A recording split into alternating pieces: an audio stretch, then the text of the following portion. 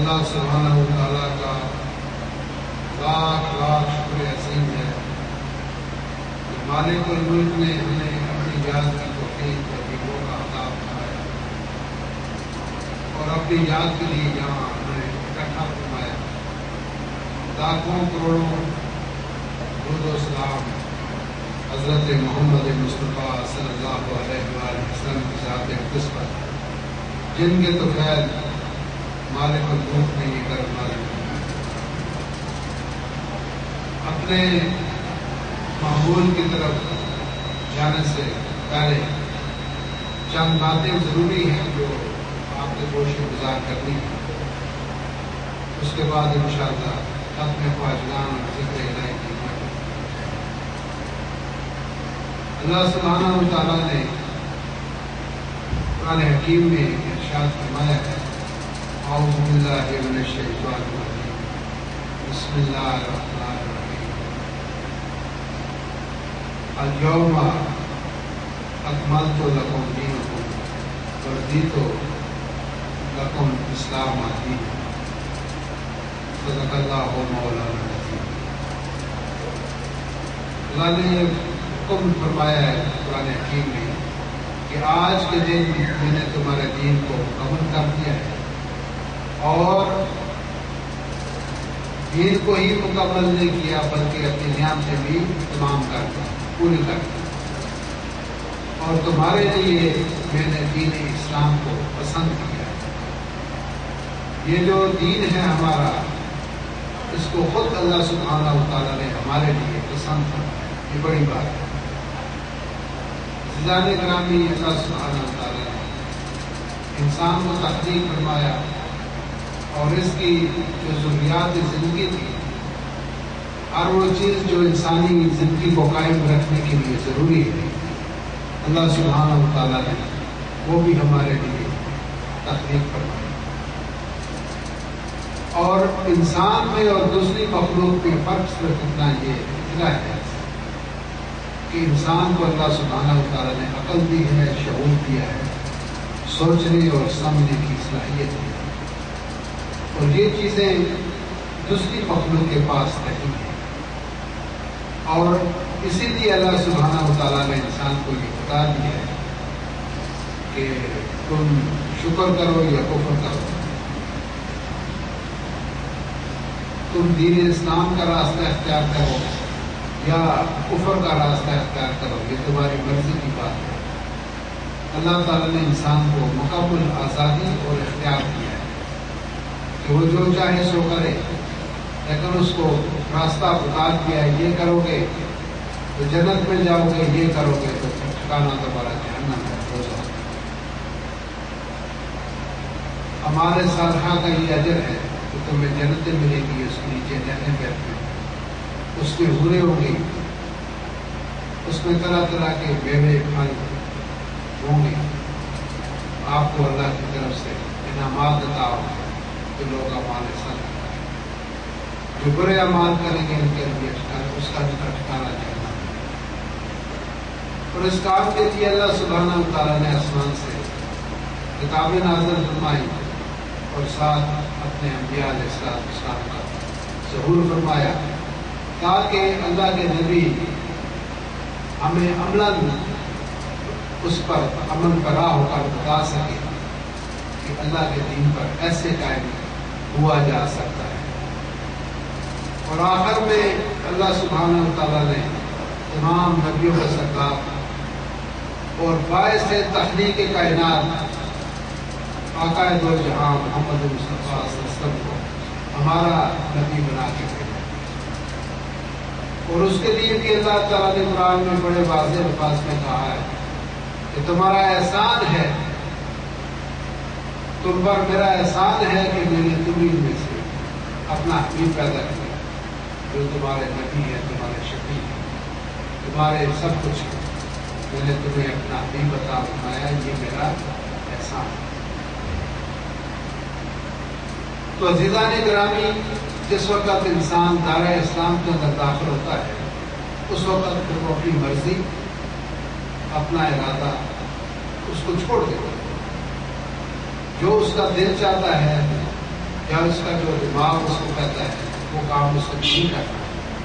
اپنے تمام دلائل کو، اپنے تمام عقائد کو چھوڑ کر دین اسلام کے اندر داخل ہونا ہے. جب داخل ہو گیا تو پھر مرضی اللہ کی اور اللہ کی مرضی. جو بھی آپ کو دنیا میں درپیش مسئلہ ہو اس کے لیے آپ نے اپنی مرضی نہیں کرنی، اپنے دل کی بات نہیں ماننی، اپنے دماغ کا کہنا نہیں ماننا، بلکہ اللہ کا حکم دیکھنا ہے اور اس کے حبیب کا عمل کرنا. اپنی مرضی. مثلا آپ کے گھر میں بیٹی جوان ہے، اس نے شادی کر کے دیکھ لی، دینی ہے آپ کو، تو آپ نے یہ دیکھنا ہے کہ آقا دو جہاں کی صاحبزادی کی فاطمہ الزہرا خاتون جنت حسنین کی والدہ علی کی بیوی، حضور نے اپنی اس گوشہ جگر کی شادی کیسے کی؟ جیسے انہوں نے کی ایسی آپ کا. آپ کو اپنی طرف سے کچھ کرنے کی ضرورت نہیں.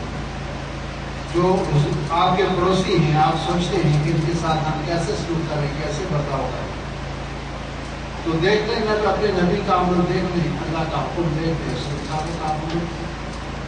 آپ کے در پر سوالی آ گیا، کپڑے اس کے پھٹے ہوئے ہیں، پاؤں میں جوتا نہیں ہے، سر میں مٹی پڑی ہوئی، تو آپ سے سوال کرتا ہے کہ مجھے اللہ کے نام کا کچھ دو.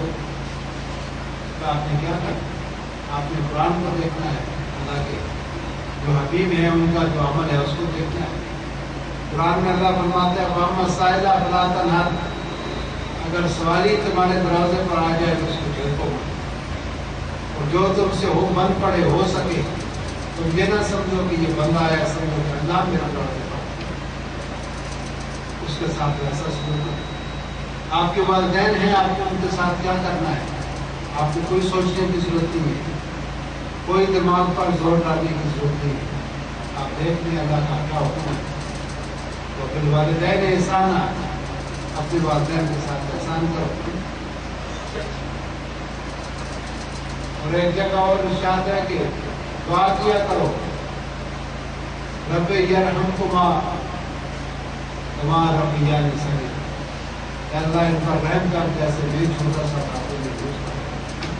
اپنے والدین کی دعا کیا، اللہ سے رحم کی دعا کرو. اسی طرح سے آپ کے گھر میں مہمان آ جائے تو آپ کو پریشان ہونے کی ضرورت نہیں ہے. آپ اپنے رسم و رواج کو مت دیکھیں کہ مہمان کی خدمت ضیافت ہمیں کیسے کریں. آپ دیکھیں حدیث مبارکہ کیا کہتی ہے، رسول کا عمل کیا ہے، اللہ کا حکم کیا ہے.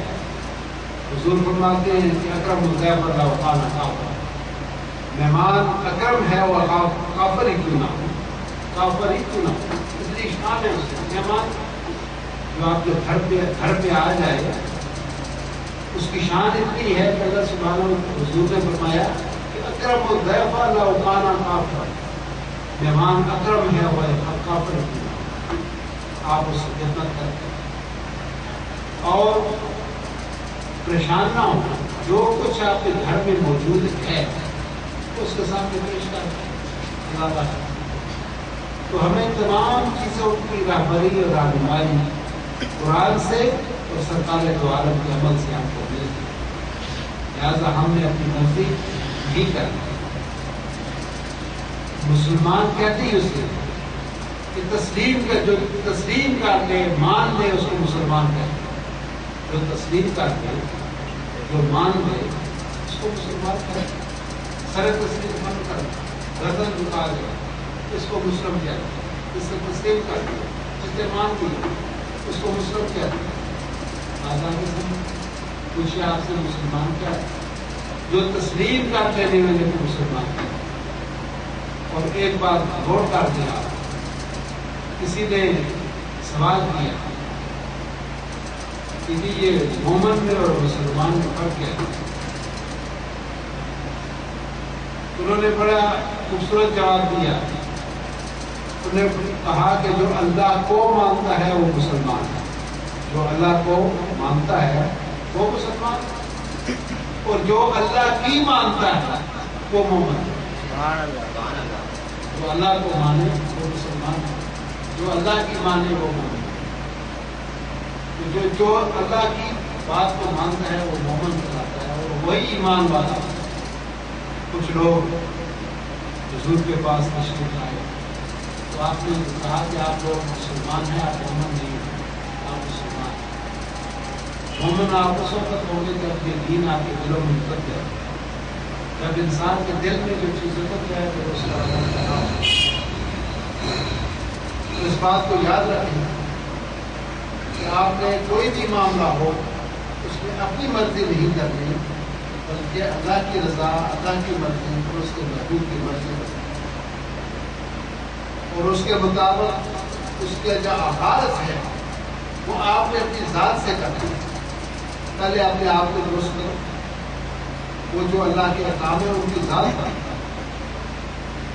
اپنی ذات پر لاگو کرو سکو۔ جب آپ خود اس کے اوپر اپنی ذات پر، اپنے جسم پر لاگو کر لیں گے، آپ خود مسلمان ہو جائیں گے، تو پھر آپ اپنی بیوی کو، اپنے بچوں کو، اپنے دوست احباب کو، اپنے شاگردوں کو، جو آپ کے سبارڈینیٹ ہیں، جو آپ کے ہاتھ کے نیچے کام کرتے ہیں، آپ پھر ان کو کہہ سکتے ہیں بیٹا نماز پڑھو، چھوٹی کرو، بلاوٹی کرو، بدیہی مت کرو۔ تو پہلے آپ خود کو عمل کریں۔ ایک عورت آئی نبی پاک صلی اللہ علیہ وسلم کے پاس، اس نے کہا کہ یا رسول اللہ یہ میرا بچہ گڑ کھاتا ہے، گڑ۔ تو آپ نے فرمایا کل اس کو لے کے آئی۔ تو دوسرے دن وہ لے کے آئی، بولا تھا اپنے بچے کو، تو حضور نے فرمایا کہ بیٹا گڑ نہیں کھایا تھا۔ تو مائی بڑی حیران ہوئی، اس نے کہا یا رسول اللہ یہ بات تو کل بھی آپ کہہ سکتے تھے، آپ نے مجھے آج کیوں بلایا؟ حضور نے فرمایا کل تک میں خود بھی گڑ کھاتا تھا، میں نے خود چھوڑ دیا ہے، اس لیے آج اس کو کہہ رہا ہوں چھوڑ کھاتا۔ تو جو آپ وہ کام کریں گے، لباسا تکلو مالا تفعلون، وہ بات آپ کیوں کرتے ہو؟ تو کہتے ہو کرتے نہیں، تو کیوں کہتے ہیں؟ لباسا تکلو، تم کیوں کہتے ہیں مالا تفعلون، جس پر تم آپ خود عمل نہیں کرتے؟ تو سب سے پہلے عمل آپ نے خود کرنا ہے، خود ذاتی طور پر۔ جب آپ خود اپنے اوپر لاگو کرتے ہیں، آپ کا ہر کام، اٹھنا بیٹھنا چلنا پھرنا کھانا پینا ہونا سونا، وہ اسلام کے مطابق، اللہ کے عمل کے مطابق، حضور کے عمل کے مطابق آپ کا عمل ہو جائے، پھر دوسروں کا یہ بات تبلیغ کی بھی ہے، یہ بھی توڑ کر تبلیغ کے لیے دو چیزوں کا ہونا ضروری ہے۔ اگر دو چیزیں آپ کے پاس ہیں تو آپ تبلیغ کر سکتے ہیں، اگر وہ دو چیزیں آپ کے پاس نہیں ہیں تو آپ تبلیغ نہیں کر سکتے۔ ہر چیز کی کوئی ٹرم کنڈیشن ہوتی ہے۔ آپ فوج میں بھرتی ہونے کے لیے جائیں گے، کہیں چھاتی اتنی ہونی چاہیے، قد اتنا ہونا چاہیے، آپ کی آنکھوں کے 6x6 ہونی چاہیے، آپ کی ایجوکیشن اتنی ہونی چاہیے، آپ دوڑ پہ اتنا ہونا چاہیے۔ اس کی ایک ٹرم کنڈیشن ہے، جس وقت وہ آپ ٹرم کنڈیشن پوری کر لیں گے تو آپ کو فوج میں بھرتی کر دی جائے۔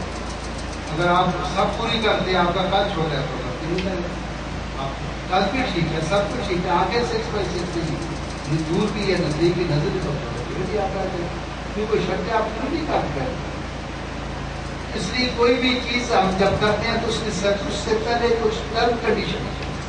اگر نماز پڑھتے ہیں اس کے لیے وضو ہونا ضروری ہے، سجا ہونا ضروری ہے، کپڑوں کا پاک صاف ہونا چاہیے، قبلہ رخ ہونا ضروری ہے، وقت ہونا چاہیے نماز کا، امام ہونا چاہیے پڑھانے میں، اس کی بھی کوئی ٹرم کنڈیشن ہے۔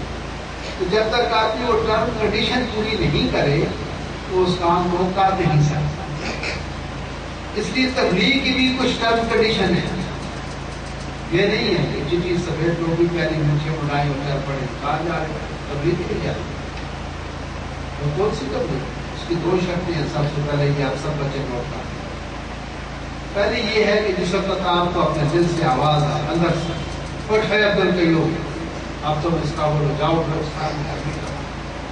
آواز آئے بس کہ تمہارا اٹھنا بیٹھنا چلنا پھرنا کھانا پینا سونا جاگنا ہر چیز سنت رسول کے مطابق اب تم کر سکتے ہو، جہاں سے آواز آئے دل سے، یہ پہلی شرط ہے۔ دوسری یہ کہ آپ کا تعلق ہونا چاہیے، بغیر تعلق کی تبدیل نہیں، پہلے تعلق بناؤ، پھر تبلیغ کرو.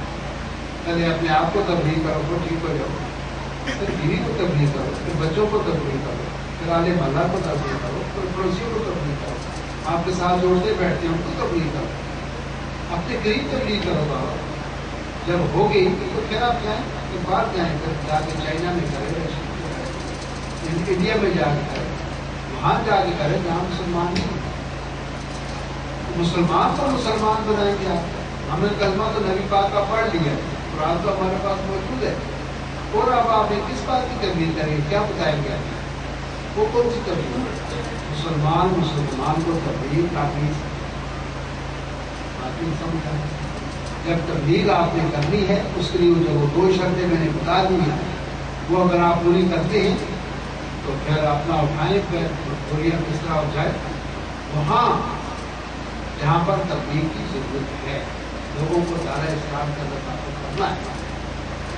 آپ مجھے بتائیں نا کہ کیا خواجہ معین الدین چشتی نے مسلمانوں کو تبلیغ کی؟ جب وہ اجمیر تشریف لائے تھے تو آگے نہیں جو تھے, پرتھوی راج کی حکومت کی, سرکار دو عالم نے ان کو مدینہ منورہ میں حکم دیا, جاؤ معین الدین اجمیر میں جا کر لوگوں کو دائرہ اسلام کا دفاع کرو. یہ جو آپ کے صوفیاء کرام ہیں, آپ کے پنجاب میں, آپ کے سندھ میں, آپ کے بلوچستان میں, آپ کے انڈیا میں, انہوں نے کن کو تبلیغ کی؟ بڑے صغیر پاک و ہند میں, تو یہ تو صوفیاء کرام نے آگے اسلام پھیلایا. یہ تبلیغ کی ہوتی ہے. تبلیغ وہ ہے جو معین الدین چشتی, تبلیغ وہ ہے دادا علی اجمیری تھے. کیا دادا کے ماں باپ نہیں تھے, ان کی بیوی بچے نہیں تھے, ان کا گھر بار نہیں تھا, زمین جائیداد نہیں تھی, سب کچھ تھا. اس کے مرشد بھی تھے, ان کو حکم ہوا جاؤ علی لاہور میں جاؤ, وہاں جا کے لوگوں کو تبلیغ کرواؤ. اس وقت ابھی فیسلٹی بھی نہیں تھی, نہ جہاز تھے, نہ گاڑیاں تھیں, نہ یہ کوچے دیے کری, نہ کاریں, پیدل سفر, پتہ نہیں کہاں سے وہ چلے. سب کو چھوڑ دیا اللہ کی رضا کے لیے, اللہ کی خوشبودی کے لیے, اللہ کے دین کے لیے. بیوی چھوڑ دی, بچے چھوڑ دیے, ماں باپ چھوڑ دیے, گھر بار چھوڑ دیے, ملک وطن دیش چھوڑ دیا, حتیٰ کہ وہ پیر بھی چھوڑ دیے. جس پیر کے وہ جس نے حکم دیا جاؤ اس کو چھوڑ دیا. صرف اللہ کی رضا اور اس کی خوشنودی کے لیے لاہور شہر سے باہر آگے وہاں ڈیرے ڈال دیے, وہاں سب ہندو ہی تھے, ان کو دائرہ اسلام ملا. میری بات سمجھ گیا؟ تو وہاں جا کے آپ تبلیغ کریں جہاں غیر مسلم, اور پہلے آپ کی دوست جو چیزیں ہم سے پوری کریں, اپنے آپ پر اسلام کا نفاذ اپنے وجود پر کریں, اس کے بعد اپنے قریبی لوگوں کی طرف کریں, اپنے گھر پر اپنے اسٹارٹ جو ہے وہ اپنے گھر سے, اپنی ذات سے, پھر اپنے گھر سے کریں. تو وہ آپ اتنا اپنا کچھ ہوش ہے نہ اپنے گھر والوں کا ہے, اور وہ جناب میں جانے ہیں تبدیل پر چھوڑا جا رہے ہیں. عزیزان گرامی, اس سے بہتر اور اس سے افضل کوئی بھی دین نہیں جو اتنا مکمل ہو, اتنا کامل ہو کہ ذرا ذرا سی بات جو بھی ہے اس کے لیے آپ کی رہنمائی کرتا. آپ کے گھر میں اگر درخت لگا ہوا ہے, درخت سین میں, تو دین یہ کہتا ہے کہ آدھا پانی تو خود پیو اور آدھا اس درخت پر ڈالو جو تمہارے سین میں ہے. درخت تمہارے سین میں ہے, اس کے پانی اس کی ضرورت ہے, تو تمہارے سین میں ہے تو نہیں تو جب پانی ڈالو تو پڑوسی کو آ کے یہاں نہیں ڈالے گا. اس کے سائے میں آپ بیٹھتے ہیں, اس کا فروٹ آپ کھاتے ہیں, آکسیجن یہ آپ کو فراہم کرتا ہے. آپ کے گھر کی یہ خوبصورتی ہے, زینت ہے, آپ کو سایہ پرووائڈ کرتا ہے, آپ اس کے سایہ میں بیٹھتے ہیں, اس کی ضرورت کو آپ پورا کریں. وہ درخت کا حق جو ہے اس کو درخت کا حق اس کو ملتا ہے. ایک چڑیا ہے آپ کے گھر میں, اس نے آگے گھونسلہ بنا لیا, کہتے ہیں اس کو مت چھوڑو, اس کو مت چھوڑو. پتہ نہیں یہ آپ چڑیا کے گھر میں رہتی ہے, چڑیا آپ کے گھر میں رہتی ہے, اس کو بتاؤ گے یا اس کو پوچھاؤ گے تو اللہ کی محنت سے. چونٹی کیا چیز ہے؟ بڑی خوبصورت بات میں آپ کو بتا رہا ہوں, تو دعا کرتے ہیں اگلا پروگرام کریں. چونٹی میری بات تو جانتے ہیں پہلا ہم اپنی زبان میں کہتے ہیں، اردو میں اس کو چونٹی کہتے ہیں، عربی میں اس کو نمل کہتے ہیں۔ اس چونٹی کے نام پر پوری قرآن میں سورت ہے، اس کا نام ہی سورہ نمل ہے۔ سبحان اللہ۔ چونٹی کے نام پر اللہ سبحانہ و تعالیٰ نے یہ قرآن حکیم کے اندر پوری ایک سورت بنا دی دیکھی ہے جس کا نام ہی سورہ نمل ہے۔ اب اس کا میں آپ کو خوبصورت بات بتا دوں، سورہ نمل کیوں ہے؟ سیدنا سلیمان علیہ السلام سارے اپنی فوج کے ساتھ، بڑی خوبصورت بات قرآن کی بات، میں ترجمہ بتا رہا ہوں، آیت نہیں پڑھ رہا، ترجمہ بتا رہا ہوں، پڑھنا ہوا سورہ نمل گھر میں جا کے پڑھ لیں۔ سیدنا سلیمان علیہ السلام اپنی فوجوں کے ساتھ جا رہے ہیں، راستے میں آگے چونٹیاں ہیں، اور جو چونٹیوں کی سردار ہے وہ اپنی چونٹیوں کہتی ہے کہ بلوں کے اندر گھس جاؤ، سلیمان کا لشکر آ رہا ہے، کہیں ایسا نہ ہو کہ تم ان کے پاؤں کے نیچے روند بھی جاؤ۔ چونٹی ہے، اگر اللہ نے اس کو بھی اتنا شعور دیا ہے کہ وہ بھی سمجھتی ہے، سلیمان کو بھی جانتی ہے، اس کے لشکر کو بھی جانتی ہے، اس کو اپنے وجود کا بھی پتہ ہے، اپنی موت و زندگی کا پتہ ہے، اس کو بقا کے پتہ ہے کہ بچ سکتی ہے تو کہاں بچ سکتی ہے۔ کہہ دیتی کہ طرف پر چڑھ جاؤ یا سائڈ میں ہو جاؤ، سرکاری اپنے دلوں میں گھس جاؤ، وہی پناہ کی جگہ ہے۔ آپ کہیں بھی ہوں، جب اپنے گھر پہ آتے ہیں سکون ملتا ہے، کہیں بھی آپ اپنے گھر کو محفوظ سمجھتے ہیں کہ ہمارا گھر محفوظ ہے، اس لیے اب کچھ بھی ہو جائے بچوں کو تو کہتے ہو شام کے بعد گھر میں گھر بھلے ہمارا جھوپڑی کیوں نہ ہو، تنکوں کا کیوں نہ بنا ہو، ہم ان تنکوں کے گھر کو بھی محفوظ سمجھتے ہیں۔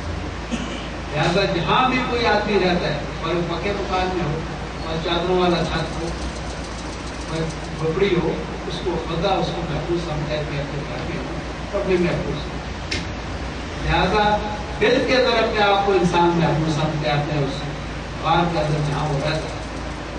چڑیا اپنے آپ کو گھونسلے میں محفوظ سمجھتی ہے، اور چونٹی اپنے آپ کو دل میں محفوظ سمجھتی ہے، انسان اپنے گھر میں جو جنگل میں رہتے ہیں، جو حیوانات وہ جو غاروں کے اندر اپنی وہ خندقیں بناتے ہیں، اس کے اندر اپنے کو محفوظ سمجھتے ہیں۔ تو چڑیا نے کہا کہ اپنے اپنی دلوں میں گھس جاؤ، سلیمان آ رہے ہیں، کہیں ایسا نہ ہو کہ اس کا جو لشکر ہے اس کے پاؤں کے نیچے تک قوم ہو۔ بات اتنی سمجھ آ گئی؟ یہ بات سیدنا سلیمان نے سن لی، انہیں اپنی فوجوں کا ہلٹ، کھڑے ہو جاؤ، جب تک یہ چونٹی اپنے دل میں نہیں گھس جاتی تم یہاں سے وہ نہیں بچ۔ یہ ہے بادشاہی، یہ ہے حکومت، یہ ہے سربراہ مملکت۔ اس سربراہ مملکت کو اپنی چونٹی کی بھی حفاظت کرنی ہے۔ سیدنا سلیمان نے اپنی فوجوں کو روک دیا کہ جب تک چونٹیاں اپنے اپنے گھروں میں نہ جائے، آپ یہاں سے موو نہیں کر سکتے، حرکت نہیں کر سکتے۔ تو جو اسلام نے آپ کا سربراہ مقرر کیا ہے، اسلام نے، دین اسلام نے جو سربراہ آپ کا مقرر کیا ہے، اس کا یہ فرض ہے کہ اگر اس کی زمین کے اوپر، جس زمین کے اوپر اس کو بادشاہی ملی ہے، پاکستان میں ملی ہے تو پاکستان کی حدود کے اندر، ایران میں ملی ہے تو ایران کی سرزمین پر، سعودیہ میں ملی ہے تو سعودیہ کی زمین پر، اگر وہاں چونٹی بھی چلتی ہے تو وہاں کا جو شیعہ ہے، جو سربراہ مملکت، اس کا فرض ہے کہ اس چونٹی کی حفاظت کرے۔ آپ کے قرآن میں کیوں یہ واقعہ لکھا؟ سیدنا سلیمان کا یہ واقعہ کیوں لکھا؟ اس لیے کہ جو سربراہان مملکت آئیں گے اس قرآن کے اوپر، قیامت تک ان کو معلوم ہو کہ ہماری ذمہ داری کیا ہے۔ لہٰذا اللہ نے اس لیے واقعہ چونٹی اور سلیمان کا یہاں نقل کیا، یہ واقعہ قیامت تک رہے گا۔ یہ ان کے لیے ہے جو سربراہان مملکت، جو سربراہان مملکت ہے، ان کے لیے یہ واقعہ قرآن کے اندر موجود ہے۔ چونٹی کی بھی آپ نے حفاظت کرتی ہے، تو وہ سیدنا سلیمان کی تمام لشکر، سپاہ، فوجیں کھڑی ہو گئی اور وہ آرام سے اور سکون سے اپنے گھروں میں گھس گئی اور محفوظ ہو گئی۔ جب آخری چونٹی تک چلی گئی، پھر آپ نے اپنی فوجوں کو کامیاب کیا، چونٹیاں اپنے مقام پر پہنچی۔ اسی لیے سیدنا عمر رضی اللہ تعالیٰ عنہ نے کہا تھا کہ اگر فرات کے کنارے ایک کتا بھی بھوکا مر گیا، روز محشر عمر کو جان سے پکڑا جائے گا، تمہارے دور حکومت میں کتا کیوں بھوک سکتا؟ بات میں سمجھ آ رہی ہے۔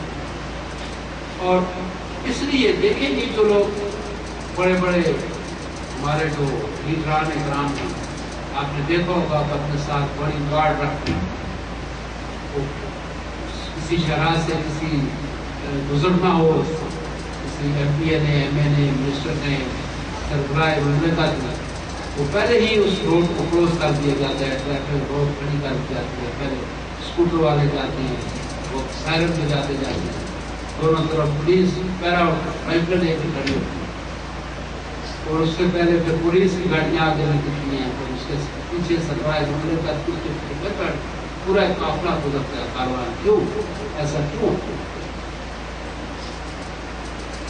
سیدنا عمر سربراہ مملکت ہے، تو یمن کا ہے، سفیر ہے، وہ گیا ادھر، وہ جہاں پریزیڈنٹ ہاؤس تھا، تو وہاں پر نہیں تھے، وہاں کوئی گارڈ نہیں، کوئی سپاہ نہیں، کوئی کچھ۔ ایک آدمی سے پوچھا یہ امیر المومنین کہاں ہے؟ میں نے کہا ابھی بازار میں ادھر سے جا رہے تھے، پتہ نہیں کدھر، آگے جاؤ دیکھو۔ تو ان کو ڈھونڈتا ہوا بازار میں گیا، تو مسجد نبوی کے سائے میں وہ زمین کے اوپر کوئی نیچے گدا نہیں ہے، کوئی چادر نہیں ہے، کچھ گری نہیں ہے، چڑائی نہیں، کچھ نہیں، خالی زمین پر امیر المومنین خلیفۃ المسلمین وہ لیٹے ہوئے اور بازو کے اوپر سر رکھا ہوا سوئے، کیونکہ وہ سربراہ ایسے تھے کہ ان کا دشمن ہی کوئی نہیں ہے، کیونکہ کسی کا حق میں سلب نہیں کیا۔ آپ نے کسی کے ساتھ زیادتی کی نہیں، دوسرا آدمی تک نہیں کرے۔ جب آپ نے کسی کا حقوق نہیں مارا، اس شخص کو خوف ہوتا ہے جو کسی دوسرے کو اذیت دے، اس کو پتا ہوتا ہے میں نے کسی کو اذیت دیا تو مجھ سے انتقام لے گا، مجھ سے بدلہ لے گا، تو اپنے جسم کی حفاظت کے لیے اپنے ساتھ کاٹ ہے، جس سے کسی کا حق ہی نہیں رہتا ہوتا۔ بڑے مزے کی بات ہے، بات لمبی ہو جاتی ہے۔ مال غنیمت سے کچھ کپڑا تقسیم ہوا، تو وہ جو کپڑا تھا وہ سیدنا عمر کے قد کے برابر نہیں، ان کا قد لمبا تھا۔ تو مسجد نبوی میں ایک شخص کھڑا ہو گیا، اس نے کہا ہے امیر المومنین اس بات کی وضاحت کریں کہ کل جو ہمیں فیس ملے کپڑے کے، اس سے آپ کا یہ لباس بن نہیں سکتا کیونکہ آپ کا قد لمبا ہے، کپڑا کہاں سے آئے؟ بات نہیں سمجھ؟ یہ ہے جمہوریت، یہ ہے اسلام، یہ ہے صدر مملکت، اور ایک عام آدمی کھڑا ہو کر کہتا ہے یہ کپڑا کہاں سے آیا؟ ٹھیک ہے، اس کو احتساب کہتے ہیں، احتساب اس کو کہتے ہیں۔ اور جو خلیفہ وقت ہے وہ صرف پریزیڈنٹ ہاؤس میں نہیں بیٹھتا، وہ 5 وقت کی نماز نہیں پڑھاتا ہے، وہ پبلک کے اندر آتا ہے، امامت وہ خود کرتا ہے، جمعے کا خطبہ وہ خود دیتا ہے، ممبر پر بیٹھ کے بولتا ہے، اور اس سے ایک عام آدمی کھڑا ہو کر پوچھتا ہے کہ قمیص کا کپڑا کہاں سے لایا؟ تمہارا قد تو لمبا ہے، جو قمیص ہم کو ملے اس سے آپ کا یہ کب لباس بن نہیں سکتا۔ سیدنا عمر نے کہا کہ اس کا جواب میرا بیٹا عبداللہ دے۔ تو پچھلی صف سے عبداللہ کھڑے ہوئے، انہوں نے کہا چونکہ بابا کا قد لمبا ہے، جو کل ہمیں فیس ملے اسے کرتا بن نہیں سکتا تھا، میں نے اپنا فیس بھی ان کو دے دیا تاکہ دونوں ملا کر اپنا کپڑے بنائے۔ تو وہ بیٹھے ہوئے ہیں آرام کرنے، کیونکہ انہوں نے کسی کا حق نہیں کھایا ہوا۔ تو اللہ سبحانہ و تعالیٰ نے یہ عرض کر رہا تھا کہ کوئی بھی سربراہ مملکت سے لے کر ایک چونٹی تک اللہ اس دین اسلام میں ہر چیز کا حق جو ہے وہ محفوظ کر دیا۔ اگر آپ کے دروازے کے اوپر کا ایک کتا بھی بندہ ہو، کہتے ہیں پہلے اس کو کھانا دو پھر بات کو، بلی ہے اس کو دو، مرغی ہے اس کو دو، ہر چیز کا حق جو ہے حقوق، چاہے وہ خواتین کے ہوں، چاہے بچوں کے ہوں، چاہے والدین کے ہوں، چاہے راستے کا مسافر ہے اس کا حق ہو۔ سورہ توبہ میں اپنے جو دربار ہیں ان کے حقوق ادا کرو، اور جو مساکین ہیں ان کے حقوق، اور جو راستے کے مسافر جا رہے ہیں ان کا تمہارے اوپر حق، ان کے حق ادا کرو۔ راستے کا مسافر کا بھی حق، یہ جو بھیک مانگ رہا ہے جس کے اوپر روڈ کے اوپر، اس کا بھی حق اللہ نے محفوظ کر دیا، ایک زکوٰۃ کا نظام قائم کر دیا، حکیم الصلاۃ بعد الزکوٰۃ، نماز پڑھو کس کو دو؟ ان لوگوں کو جو بھیک مانگ رہے، پکانی ہے، یتیم ہے، مسکین ہے، بیوہ ہے، محتاج ہے، ان کو دو، صدقات دو، خیرات دو، شکرانہ دو۔ مطلب سمجھو، اللہ سبحانہ و تعالیٰ نے ایک سربراہ مملکت سے لے کر ایک چوٹی اس کا حق محفوظ کر دیا۔ کہ چلو یہ خوبصورت بات آپ کو بتا دوں کہ دعا کرتے ہیں کافی وقت ہو گیا۔ وہ جو چوٹی تھی، جو سربراہ تھی تمام چوٹیوں کی، جس نے کہا تھا دلوں میں گھس جاؤ، تو اس کو سید سلیمان نے پکڑ لیا، اس چوٹی کو پکڑ کر اپنی ہتھیلی پہ رکھا۔ اس سے پوچھتے ہیں کہ تو بڑی ہے کہ میں بڑا ہوں؟ وہ کہتی ہے میں بڑی ہوں۔ سلیمان علیہ السلام کہتی ہے میں بڑی ہوں۔ اس نے تو اتنی نظر ہی نہیں آتی اتنی سی، اور میں تو اللہ کا نبی بھی ہوں، اور میں پورا عرض پر میری بادشاہی، اور ہوا بھی میرے حکم سے چلتی ہے، میرے دین ہر چیز میرے کنٹرول میں، میں تو بڑا دل برابر، اور تو اتنی سی چھوٹی ہے، مجھے کہتی ہے کہ تم سے بڑی۔ کہتی ہے اس لیے کہ میں اس نبی کی ہتھیلی پر ہوں، اس نبی کی اتنا معتبر اور اتنا جلیل قدر جو پیغمبر ہے، آج بھی اس کی ہتھیلی پر بیٹھوں، میری شان کتنی بڑی ہے۔ سیدنا سلیمان مسکرا پر اس نے کہا کہ تیری شان بڑی، تو اللہ کے نبی کی ہتھیلی پر جو بیٹھے۔ تو عزیزان گرامی، اللہ سبحانہ و تعالیٰ آپ سب پر راضی و رحمت فرمائے، اور آپ مکمل طور پر خود خلوف سلم کا وطن کہ اسلام کے اندر مکمل طور داخل ہو جائیں، اور یہ جو بھی اس کے احکامات الہیہ ہیں، اور جو اللہ کے نبی کا عمل ہے، جو سنت رسول ہے، اس کو اپنائیں آپ خود بھی، اور اس کو لاگو کریں اپنی ذات پر، اپنی اولاد پر، اپنے سب آرڈینیٹس پر، جو آپ کے زیر سایہ لوگ ہیں، آپ کے زیر دست جو لوگ ہیں، ان پر بھی اس کا نفاذ کریں۔ اور اس لیے پھر ہماری زندگیوں کے اندر سکون ہوگا، ہم پر اللہ کی رحمت کا نزول ہوگا، اس کی نعمتیں ہمیں ملیں گی، اور ہم وہ صبر ہمیں ملے گی جو اس دین اسلام پر عمل کرنے سے حاصل ہوتا ہے۔ اللہ سبحانہ و تعالیٰ اپنی حاضری کو اپنی بارگاہ میں قبول کرے، اور ہمیں دین اسلام پر مکمل طور پر عمل کرا اور توفیق عطا فرمائے۔ وآخر دعوانا الحمدللہ رب العالمین۔